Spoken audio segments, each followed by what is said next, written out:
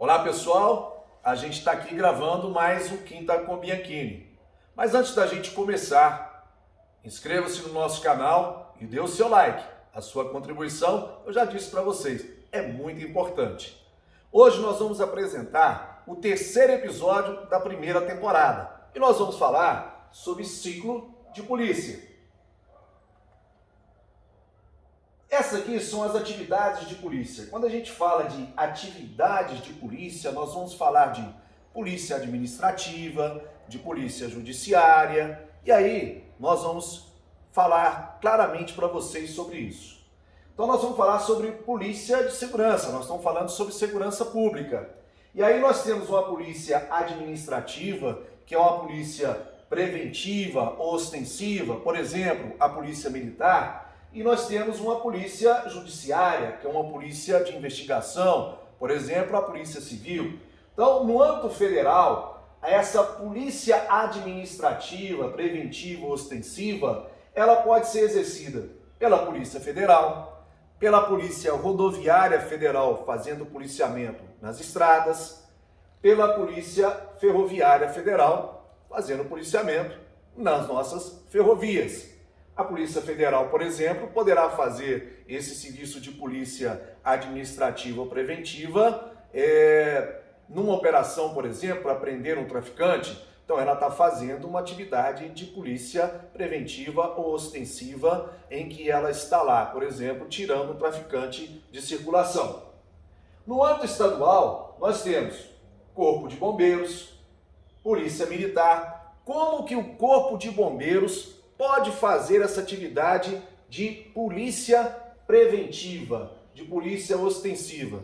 Todo mundo sabe que quando você vai construir um prédio, é exigido, por exemplo, lá que você faça um plano, de bombeiros, em que você vai verificar todo o sistema de combate a incêndio. Então esse planejamento de combate a incêndio, ele é preventivo para a obra ser liberada, para que no caso de um incêndio, por exemplo, tem a possibilidade do bombeiro fazer lá, por exemplo, um trabalho de combate a esse incêndio. Então, essa é uma atividade preventiva que o bombeiro realiza. E a Polícia Militar? A Polícia Militar está sempre nas ruas fazendo policiamento preventivo, quer seja lá, por exemplo, com o GEPAR, que é o policiamento especializado em área de risco, quer seja com as viaturas aí na rua atendendo policiamento preventivo, nas duplas Cosme e Damião fazendo policiamento nas ruas, aí a Polícia Militar fazendo a sua atividade preventiva. E essa Polícia Judiciária de Investigação, ela pode ser executada pela Polícia Federal também, Por exemplo, a Polícia Federal está lá investigando uma quadrilha especializada no tráfico de entorpecentes. Então ela está fazendo esse trabalho de investigação criminal, ou seja, ocorreu um tráfico de entorpecentes, a Polícia Federal, se for um tráfico que, por exemplo, extrapolou a esfera do estado de Minas Gerais, envolveu traficantes de São Paulo, com o Rio de Janeiro, com o Rio Grande do Sul, a Polícia Federal tem atuação em todos esses estados, então ela vai poder investigar, então ela realiza a sua fase investigativa também. E a Polícia Civil aqui no âmbito estadual. Aconteceu, por exemplo, um homicídio, e não se sabe quem matou a pessoa, a Polícia Civil, por exemplo, vai fazer a sua atividade investigativa para poder levantar quem foi o autor daquele crime e reunir todos os elementos, para poder fazer assim o Ministério Público possa oferecer a denúncia. Então essa é uma atividade investigativa feita pela Polícia Civil. Quando nós falamos de ciclos de polícia, nós estamos falando em quê? Na realidade, é uma sequência de atividades que é exercida pelo agente público, no caso policial, ao exercer o seu poder de polícia. O poder de polícia não é o poder da polícia, é o poder de polícia, é o poder discricionário da polícia, por exemplo, de investigar determinadas coisas. Até a aplicação da sanção, ou seja, até que um juiz, de fato, possa condenar alguém. Então esses são ciclos de polícia. Bom, no Brasil, nós temos um modelo que é chamado de ciclo incompleto de polícia. Por que que ele é incompleto? Porque nem todas as polícias realizam todas as atividades. Para você ter uma noção, a única polícia no Brasil que realiza um ciclo completo, ou seja, ela faz atividade preventiva e ostensiva e também faz a investigação, é a Polícia Federal. É a única polícia no Brasil que exercita o ciclo completo de polícia. Então, na realidade, como é que é esse modelo que vigora hoje no Brasil? Você tem a Polícia Militar, a Polícia Rodoviária Federal, dando um exemplo, que estão nas ruas fazendo patrulhamento, ou nas estradas fazendo patrulhamento. Aconteceu um fato, aí o que acontece? Elas vão redigir o boletim de ocorrência, e é engraçado que nem todos os estados do Brasil, por exemplo, a Polícia Militar faz o boletim de ocorrência. Em alguns estados, a própria Polícia Civil é que registra o boletim de ocorrência. Em Minas, não. A Polícia Militar faz o boletim de ocorrência e esse boletim é enviado para a Polícia Civil. Em alguns estados, é a própria Polícia Civil que faz o registro desse boletim de ocorrência. Então, no geral, Polícia Militar, Polícia Rodoviária Federal atendem a uma ocorrência, a um evento, qualquer, por exemplo, um acidente na estrada, e alguém saiu morto ou saiu ferido, no caso da Polícia Rodoviária Federal, ou a Polícia Militar atende uma ocorrência de um crime que aconteceu, um furto, um roubo, um homicídio, e ela vai fazer esse boletim de ocorrência e encaminhar para a Polícia Civil, dependendo do fato, se for da esfera da Polícia Federal, para a Polícia Federal. E aí, então, a Polícia Federal ou a Polícia Civil, que detém a capacidade de investigar, vão reunir os elementos para que o Ministério Público, que é o titular da ação penal, ele poder oferecer a sua denúncia. Olha, então esse é o modelo atual. E aí vem uma crítica. Por quê? Olha, eu tive a oportunidade de, enquanto comandante-geral da Polícia Militar de Minas Gerais, visitar Portugal. A gente tem mania de criticar Portugal, mas até 2008, Portugal tinha esse modelo. E a partir de 2008, eles mudam a lei. Por que eu falo isso, esse modelo? Porque eles tinham 4 polícias e apenas uma delas, que é a Polícia Judiciária, investigava. E Portugal estava com um índice de criminalidade muito alto. A partir de 2008, ela muda o modelo. E aí todas as polícias podem realizar tudo, tanto a atividade preventiva quanto a atividade de investigação. E aí hoje todo mundo quer viajar para Portugal, Essa é uma das coisas que ajudaram Portugal a se tornar hoje um dos países mais seguros da Europa. Então todo mundo quer ir para Portugal. Então eu estive lá e conheci esse modelo, Visitei a Guarda Nacional Republicana, que é a Polícia Militar de Portugal, que está presente em todos os municípios, e pude conhecer o modelo deles, que é um modelo em que todas as polícias fazem todas as tarefas e são coordenadas pelo Ministério Público. Então, esse é o modelo que vigora no Brasil. E nós temos um modelo que é chamado de ciclo completo de polícia.